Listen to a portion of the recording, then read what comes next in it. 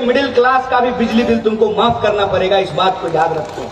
अगर मंत्री जी का बेटा विदेश में जाकर के पढ़ सकता है तो हमारे बच्चों के लिए भी तुमको शिक्षा और स्वास्थ्य की व्यवस्था करनी पड़ेगी, इस बात को याद रखो। ये हमारा मुद्दा है, इस मुद्दे पे हम काम करना चाहते हैं और यही जो पीपल्स एजेंडा है, उस पीपल्स एजेंडा को लेकर के मध्य प्रदेश की आम आवाम में कांग्रेस पार्टी को लेकर के एक सकारात्मक बात चल रही है और इसी सकारात्मक बात से घबरा करके वो ये कोशिश कर रहे हैं कि किस तरीके से बात को भटका करके, गुमराह करके मध्य प्रदेश की चुनावी राजनीति को पूरी तरीके से गंदा कर दें।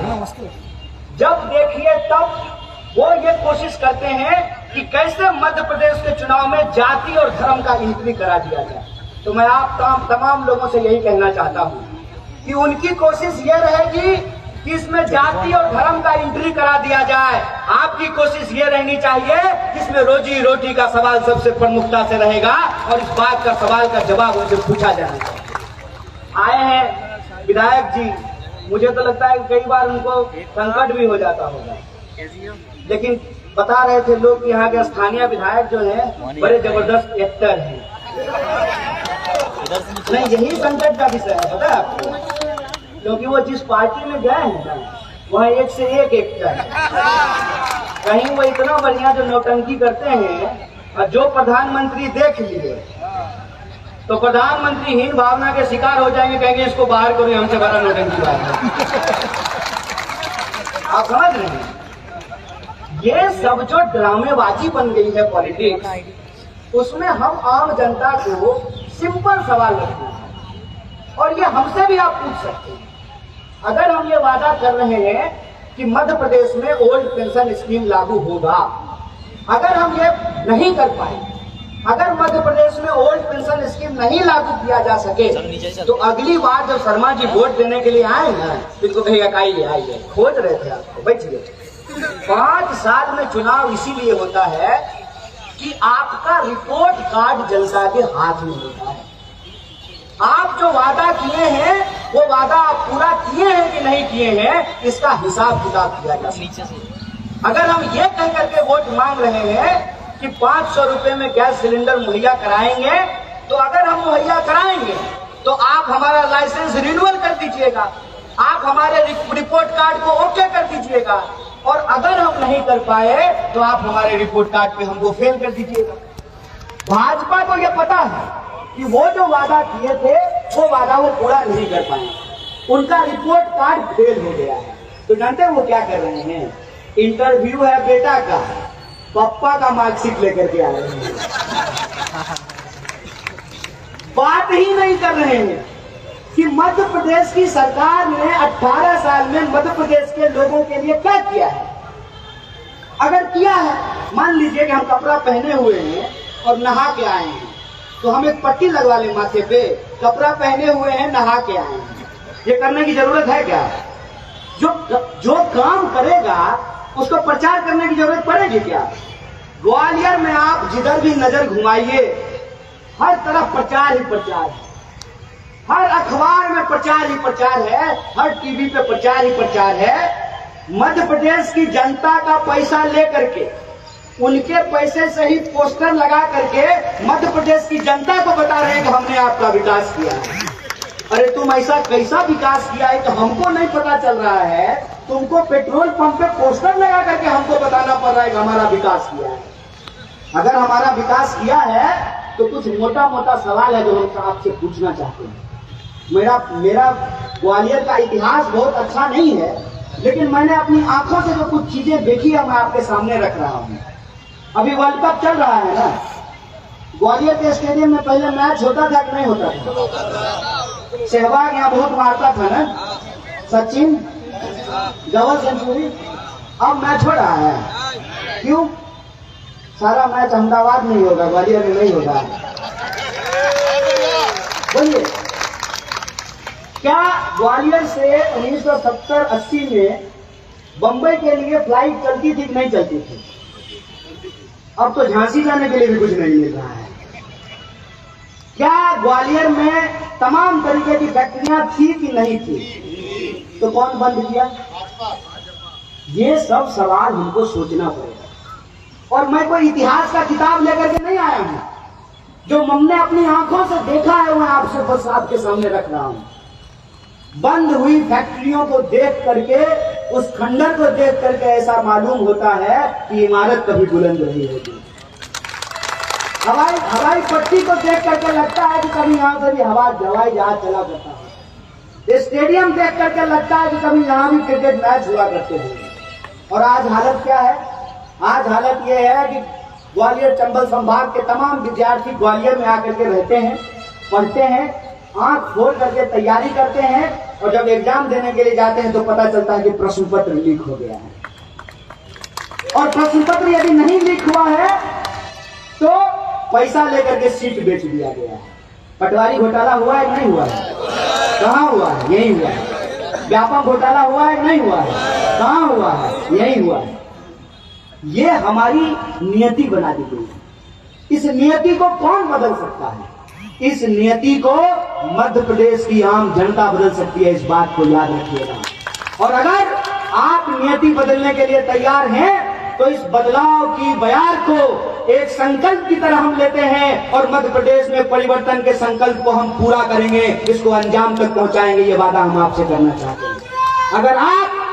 अगर आप परिवर्तन करना चाहते हैं तो मध्य प्रदेश की आम जनता के लिए भारतीय राष्ट्रीय कांग्रेस उनके हक और अधिकार के लिए मुद्दे आपके सामने लेकर के आई है। हम महंगाई पर लगाम लगाने की कोशिश करेंगे और जो सिलेंडर के बढ़े हुए दाम है उसको कम करके 500 रुपए में सिलेंडर देने का काम करेंगे। हम सीधा सवाल कहते हैं, आपके जो विधायक हैं, क्या नाम है उनका? प्रद्युमन सिंह तोमर। हाँ, वो नाम उनको याद रहता है, लेकिन वो जो ये सब जो पोल पे चढ़ जाना, नाली में घुस जाना, इस टाइप का जो नेता होता है तो उसका नाम याद रहता है। वो एमएलए हुए हैं, एमएलए किसी पार्टी से हुए हो, कांग्रेस से हुए हो, फिर बीजेपी से हुए हो, फिर बीजेपी से होना चाहते हैं। वो जब एमएलए हुए हैं तो उनको पेंशन मिल रहा होगा, मिल रहा है ना? तो मेरा एक सीधा सवाल है कि अगर एमएलए को पेंशन मिल सकता है तो टीचर को पेंशन क्यों नहीं मिल सकता है? सरकारी कर्मचारी को पेंशन क्यों नहीं मिल सकता है? जो लोग नौकरी करते हैं उनको पेंशन क्यों नहीं मिल सकता है? सिंपल सी बात है। अगर आप पूंजीपतियों का कर्जा माफ कर सकते हैं तो आपको किसानों का भी कर्जा माफ करना चाहिए। अगर आप अपना इलाज अमेरिका में करा सकते हैं तो हमारा इलाज कम से कम ग्वालियर में ही करवा दीजिए। अगर आपके घर के सामने एकदम चकाचक सड़क है न्यूयॉर्क वाली, तो हमारे घर के सामने कम से कम भोपाल वाली ही सड़क बनवा दीजिए। भोपाल का राजभवन के सामने जैसा सड़क है ना, वैसा सड़क ही आप जो है ग्वालियर 15 की विधानसभा में बनवा दीजिए। सिंपल सीधी सी बात है। जब चुनाव हो रहा है वो अपनी पीढ़ियों के बारे में सोचते हैं, नेता अपने बाल बच्चों के बारे में सोचता है, तो जनता को भी अपने बारे में सोचना चाहिए, अपने बाल बच्चों के बारे में सोचना चाहिए। और इसीलिए हम जो मुद्दे लेकर के आए हैं उन मुद्दों में हम महिलाओं को शामिल कर रहे हैं, नौजवानों को शामिल कर रहे हैं, किसानों को शामिल कर रहे हैं, मजदूरों को शामिल कर रहे हैं, मिडिल क्लास को शामिल कर रहे हैं, दुकानदारों को शामिल कर रहे हैं, छोटे व्यापारियों को शामिल कर रहे हैं। इन तमाम मुद्दों को मिला करके हमने घोषणा पत्र तैयार किया है मध्य प्रदेश का। और हमको पूरा भरोसा है कि आपका आशीर्वाद जिस तरीके से मध्य प्रदेश में कांग्रेस पार्टी को मिल रही है, कांग्रेस पार्टी न सिर्फ सरकार बनाएगी बल्कि एक ऐतिहासिक सरकार का निर्माण करेगी, ऐसा हमारा पूरा भरोसा है। इसीलिए हम आप सबसे अपील करना चाहते हैं कि जब सरकार बन ही रही है ना, तो मंत्री बनाने का प्रयास कीजिए। सरकार तो बन ही रही है तो मंत्री बनाने का प्रयास कीजिए। ये आग्रह मैं आप लोगों से करना चाहता हूं। और एक आखिरी वादा लेकर के अपनी बात को खत्म करूंगा। देखिए, हमारे यहाँ कहावत कही जाती है, कोई अगर सो रहा हो तो आप उसको जगा सकते हैं, कोई अगर सोने का नाटक कर रहा हो तो आप उसको नहीं जगा सकते। जो लोग भाजपा को वोट देना चाहते हैं उनकी हालत ये है ना कि बीजेपी वाले अगर उनको 2 लाख भी मारेंगे ना तब भी कहेंगे बड़ा मजा आया, पुण्य का काम है, पुण्य का काम है। अहिल्या की तरह मुक्ति मिल गई है, अहिल्या की तरह मुक्ति मिल गई है उनको, तो उनको छोड़ दीजिए। उनको समझाना और यहां से कलकत्ता पैदल जाना बात बराबर है। लेकिन जो लोग ये समझते हैं कि समय समय पे परिवर्तन जरूरी होता है, माताएं बैठी हुई हैं, माता की रोटी को सही समय पे नहीं पलटते हैं तो रोटी जल जाती है ना। और रोटी को ना पहले पलटना होता है ना बाद में पलटना होता है, समय पे पलटना होता है तभी रोटी फूलती है। ये मौका है मध्य प्रदेश के अलग अलग संभाग के लोग परिवर्तन का मूड बना लिए। तो हम ग्वालियर चंबल संभाग की भी एक एक जनता को ग्वालियर 15 विधानसभा क्षेत्र में खड़ा होकर के आग्रह करना चाहते हैं कि सड़क पार करते हुए मन में कोई दुविधा नहीं होनी चाहिए। जो भाजपा को लाना चाहते हैं, भाजपा को रखना चाहते हैं, जिससे उनका कमीशन मिल रहा है, उनका देह मोटा गया है, पेट फूल गया है, वो तो भाजपा को ही लाना चाहते हैं। लेकिन जो घोटाले से परेशान है, भ्रष्टाचार से परेशान है, जिनको पेंशन नहीं मिल रहा है, किसानों का कर्जा नहीं माफ हो रहा है, बिजली का बिल जो है बढ़ा करके वसूला जा रहा है, विकास नहीं हो रहा है, वो जो परिवर्तन करना चाहते हैं उनके सामने एकमात्र विकल्प है और उस विकल्प का नाम भारतीय राष्ट्रीय कांग्रेस है। इसीलिए आप अगर परिवर्तन करना चाहते हैं तो इधर उधर मत देखिए, अपना मन बनाइए, अपना तो वोट दीजिए ही। इस बार आपको सिर्फ वोटर नहीं होना है बल्कि परिवर्तन का आपको लीडर होना है। इस बात को याद रखिएगा। आप याद रखिएगा कि आप अगर परिवर्तन को अंजाम तक पहुंचाना चाहते हैं तो सिर्फ अपना एक वोट दे देने से काम नहीं चलेगा। आपको वोट करना है, करवाना है और इनकी की पूरी मिशनरी को धूल चटाना है। इस बात को आप याद रखिएगा। तो क्या आप मध्य प्रदेश में परिवर्तन चाहते हैं? आप अपने अपमान का बदला लेना चाहते हैं? आप चाहते हैं कि मध्य प्रदेश में लोगों की सरकार बने, प्रोग्रेस की सरकार बने, प्रगति की सरकार बने? आप चाहते हैं नहीं चाहते हैं? तो एक मुश्त वोट कीजिए, सपोर्ट कीजिए, आप हमको अपना आशीर्वाद दीजिए, हम अपना वादा निभाने का वादा करके आपको जाते हैं। इन्हीं शब्दों के साथ आप तमाम जो सम्मानित मंच हैं, जो तमाम जनता इतनी देर तक सुनती रही, क्रिकेट मैच होने के बावजूद जो आप लोग यहाँ डटे रहे, टिके रहे, तो आप सबको धन्यवाद कहते अपनी बात को खत्म करूंगा। शुक्रिया, बहुत बहुत धन्यवाद। जय हिंद, जय भारत, जय ग्वालियर।